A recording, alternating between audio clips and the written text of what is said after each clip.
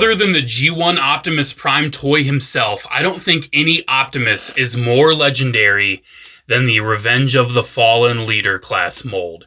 This thing was revolutionary back in 2009, and it saw several different releases, several different retools, repaints. This particular one I have here to show you today, I am not quite sure which version it is. I have a feeling that this is a slightly customized version of the Takara Movie The Best Dark of the Moon Optimus. Unfortunately, I'm missing his little, knuckle duster accessory. I got this guy pre-owned. I also believe the previous owner has put some repro labels on him. That's not really the point. The point of today's video is to show how absolutely awesome and legendary this figure is. I have somehow never reviewed Revenge of the Fallen Leader Optimus. And this thing, let me tell you. So I have the original one. I have the actual 09 Optimus. He's currently on my shelf combined with Jetfire. I really didn't want to get him down, but I really wanted a different version of this mold that wasn't combined with Jetfire. And because I have an Optimus Prime rule where I will not just get a simple repaint of a figure, I had to get one with some new features, some new accessories, some new sculpting, and that's why I landed on this Dark of the Moon version of Movie The Best. Now, there's other versions of Dark of the Moon I could have gotten. This is the one I wanted. I really liked the shiny paint. I really liked all the colors. And I still just absolutely love this mold. I got my original one back in 2012 for $30. This guy I spent about 80 on, and I don't regret a single penny. Just look at the details on this Optimus. That head sculpt still to this day is absolutely incredible. And I love all the little paint and everything on this particular version. This figure was revolutionary for actually translating this complex Michael Bay movie design for Optimus Prime into a fully transforming figure that actually looked the part. It looks great. Pretty much everything goes in the right spots. Everything works, everything fits, everything matches. Even down to the backpack. Sure, it's big, but all of the panels and everything are accurately shaped. It's crazy. The amount of accuracy and detail on this thing, even down to the back of the legs, is monumentous. And this mold is one that if you do not own it and you're an Optimus Prime Bayverse fan, I beg you, get your hands on ROTF Leader Prime. This mold has inspired many others that have come after it. One of my personal favorites is the movie masterpiece Optimus. This is the Legendary Toys knockoff, and this is personally one of my very favorite figures in my collection. You can see the masterpiece one copied the ROTF Leader almost to a T. So many of the elements go in the exact same places. The transformation is very, very similar. Obviously, you can see they streamed it down, especially since it doesn't have the burden of having electronics. It is crazy to me just how accurate the ROTF Leader is. And the movie masterpiece is an insane translation of the character. The ROTF Leader already ran, but the MPM is sprinting. It is crazy. I don't know if I'll do a video on him. Movie masterpieces, I collect them, but they're a little intimidating for me to get in front of the camera. Hell, even this ROTF Leader is a little intimidating. But for me, it's not super intimidating, especially since I know this transformation so well. This figure, however, is very infamous for having one of the most difficult transformations in Transformers toy history. Me personally, I don't really believe that. I don't really feel that way about this guy. I think once you figure it out, once you know all the little tricks and everything, it's not too bad. But before we go into the transformation, we still have to talk about this bot mode more. What does he come with? Well, this version doesn't have the flip-out swords from the arms. They've omitted that entirely. Now he actually has sword accessories that he can just hold. Now, granted, he doesn't hold them too well. They kind of just fall out.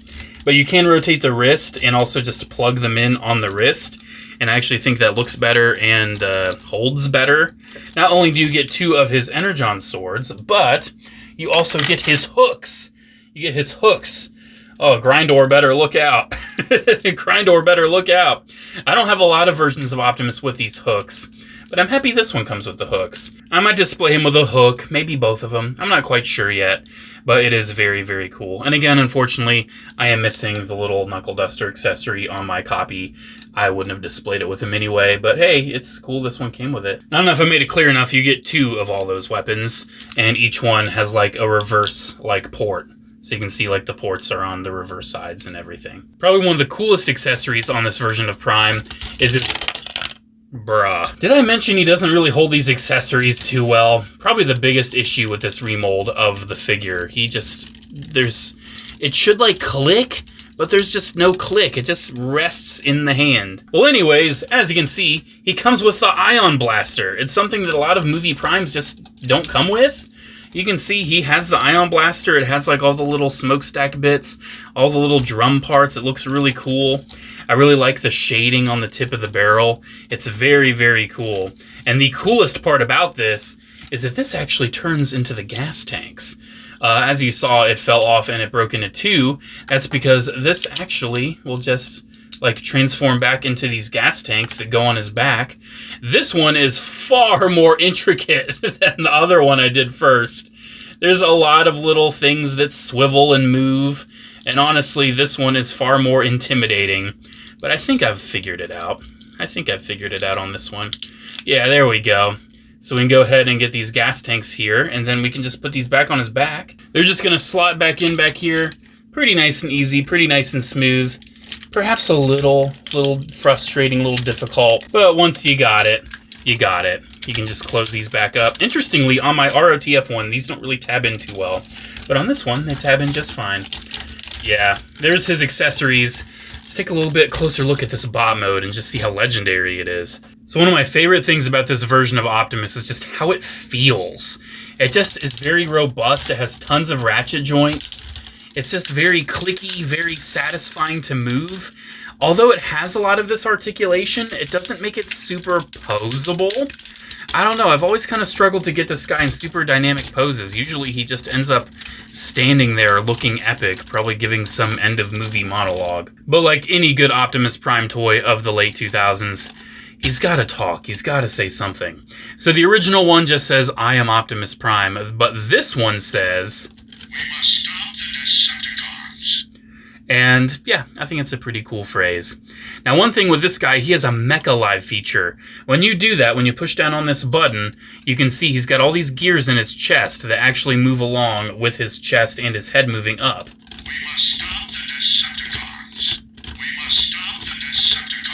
Yeah, it's kind of neat. I really do enjoy the whole Mecha Live feature that Revenge of the Fallen toys had, because it made them feel robotic. It made them feel alive. And this kind of figure, I can guarantee you, like, this was a $45 leader class kind of figure when it came out. Something like this today would be, like, over $100 easy. Especially with the lights and sounds, all the ratchets, all the paint application on this particular Japanese version.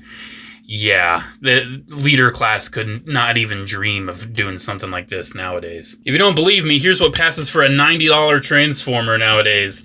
Now granted, 86 comes with a trailer and everything.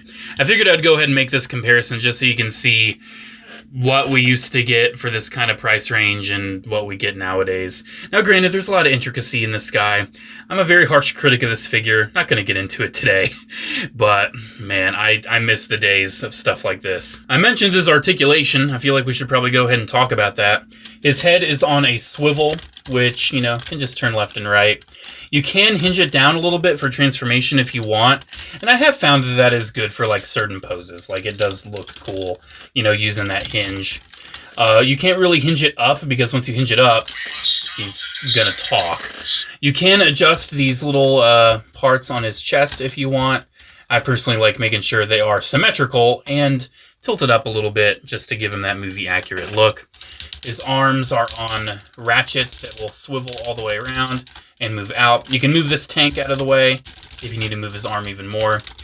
His bicep will swivel, and you can actually see he's got a little bit of like internal detail in his bicep when you swivel it. His elbow can bend about 90 degrees. And you can see on this remold, he actually has, you know, some more like sculpted arm armor. He still has this kibble on the side, but it's forgivable. On this version, he also has some new hands. You can rotate the hands. He has a ball-jointed thumb, and he has some hinges going on at the fingers. Interestingly, he doesn't have like just his pointer separate. He has like a 2-finger point. So I guess when he's gonna take the battle to them, you know, he's got to use the 2 fingers. Nothing at the waist because of how it like tabs in for transformation.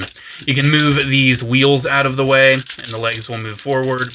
They will move out to the side. He's got a pretty limited thigh swivel, but he does have a nice knee joint. And again, look at all this paint on this version. Like, even on the inner thigh, they put some gold there. That's wild. Absolutely insane. Then his feet are on these massive ball joints. If you ever find one of these figures, you know, used or like really beat up at a thrift store or flea market, chances are he's going to be missing his stompers. He's almost always missing them if you find like a super beat up copy of like, you know, a kid that got this back in the day and loved it. Alrighty guys, I think it's about time. Let good old JCC show you how I transform ROTF Leader Prime. There's a couple little hiccups I have along the way. It's not the smoothest process, especially once we like try to fit the arms into the truck. But believe me, it's still a good time. It's usually one of the first things I do. I start working on the legs. I don't know why. I just start working on the legs. We're going to flip the grills down on the feet. Then we're going to pinch his toes in together. I always just love this process. I love how it just gets so long, so fast. Don't take that out of context, please. So yeah, we're going to stretch out his legs by quite a bit. We're going to straighten his little wheels here, and then these panels are going to move all the way down, but we don't need to plug them in quite yet. We can, however, kind of get the feet sort of straightened and mildly tabbed in together. A lot of stuff you kind of like tab and then you untab. It's a little annoying, but it's not the end of the world. Then we're just going to straighten the legs, just like this. So it's kind of like he's sitting with his weird super long legs he has now. Next up, make sure if you have one with articulated hands that his fists are all nice and balled up. We're going to take his arm kibble, slide it forward, and just kind of wrap his arm around it. We will need to return to this later because stuff kind of needs to move out of the way once we do get more into like the cab and everything. These panels are going to move out of the way. Ultimately, these are going to be rotated like this. Alright, so the backpack is usually the next step I do. We're going to untab it, straighten these bits right here, and extend them. I love this transformation. It's very involved. But I feel like it, you know, it's robust. It all kind of goes together in the end. And then we're going to take his backpack here, swivel these bits around, and then push them in, and then make sure they are kind of extended back out. There's a lot going on. I'm hoping I don't have too many like major hiccups this time around. Wouldn't it be so impressive if I like do this super smooth? I feel like it should be a challenge or something. Like they should like have a table full of these at a Transformers convention. Can you transform ROTF Optimus without him saying I am Optimus Prime or we must stop the Decepticons? That needs to be like some kind of challenge. I doubt I'm gonna pass this time. Alright, so we can go ahead and just kind of straighten these bits right here. We're gonna move on to the torso. With this guy, you kind of just want to like put his chest bits up and then kind of pinch these out. I kind of just pinch them out just like that. And then these will sort of just fall back there. And then his head, let's see, can I do it? Can I do it? Ooh, might have done it. We want to have his head tilted down just like that. Alright. I think at this point I'm ready to extend his torso. I just want to like untab it. And you can see it makes the noise. I love the noise so much. Alright, so we're going to extend the torso. As we're doing that, we want to make sure these things are perfectly lined up so they do not get in the way when we move this down more. There's a lot to look out for with this transformation. There's a lot to look out for. But we can see the back is pretty much all together. We want to make sure that these tires are tabbed into those guards. And then we want to make sure that these wheels are extended out a little bit. And that's pretty much like the back of the truck done. We're making progress, though. We're getting there. Next up, I'm going to go ahead and stretch out the arms. No! I failed! Oh, anyways. We're going to, like, stretch out the arms, and then we're going to, like, move them down, and then they do, like, this. No! No! We're going to do this like Flip Me Do, and then we're going to make sure the double hinge is out like that. Alright, next up, we want to make sure that the red of the shoulder is out, because then we're going to start kind of like positioning it like this. Meanwhile, we want to make sure that this little thing that was on his shoulder is flipped in. Lots of little things to manage and look out for. I've just known this mold for so long. It's just like second nature to me. But this is where things start getting tricky, because we need to fit things in like perfectly together. Like things need to make sure they can slot in. Essentially, we need to make sure that the arms are not fully formed quite yet, because we need to get the chest bits down into the arms, because they're going to slot into those little grooves right there. And this is where things get a little tricky. Alright, I'm going to go ahead and tab the arms together. Kind of have that all prepared. We want to make sure that these like door bits are folded in when we do this. We want to make sure they're not sticking out. And then they will just kind of slot in right about there. And then we need to make sure we move these bits in while like flexing the gas tank out of the way. This is like the most difficult part. You flex the gas tank out of the way to get that all together. And then this is where we can just kind of pinch it all. And we're making progress. We are definitely getting there on this big old Prime. Alright, next up, I want to make sure things are start lining up a little bit more flat. And then we need to line up this big panel. This thing needs to tuck behind that panel, while at the same time kind of slotting in into that arm panel, while at the same time making sure it's lined up with the legs themselves. There's a lot of things that happen all at once on this toy. It's a little overwhelming. Alright, I figured I would save you the tedium of watching me line all that stuff up. Definitely having a harder time with it today than I normally do. It's probably because this thing knows that I'm filming it. It's probably it. Alright, now that we have most of that all kind of lined up, we want to make sure these gas tanks get pushed in. And then those should line up with those side panels. Just make sure everything's all kind of squozed together, because there's so many tabs, so many things to line up. But you can see I got it pretty nice and tight. Alright, now I like saving this part for last just because it's very satisfying. Make sure these smokestacks are tabbed in right there. And then we're going to like flip this over the top. Then we're going to drape it down, click it all in. And ladies and gentlemen, here is Revenge of the Fallen Leader Class Optimus, all transformed into his truck mode. Dude, this figure is iconic. This truck mode is a thing of pure beauty, and I personally think one of the only things that's missing are rubber tires. That's something that the original 2007 Leader had. For whatever reason, they omitted it on the Revenge of the Fallen version. You can see there's a lot of things that tab together, so sometimes you're going to see some cracks here and there, but it's so much to line up, so much to do. But the reward, the finished product, is just so satisfying. It's so robust. This is a hefty truck. This is an awesome truck toy. And as you saw, it also has lights and sounds, which is very fun. I don't think you can really put these anywhere. Why would you want to do that? I do see like holes up here. I guess if you want to tab a couple weapons up there, it looks like they added some holes. Hooray, good for you. I would never ever do that. That's disgusting. But yeah, this thing, like I keep finding things that just need pushed in just a little bit more.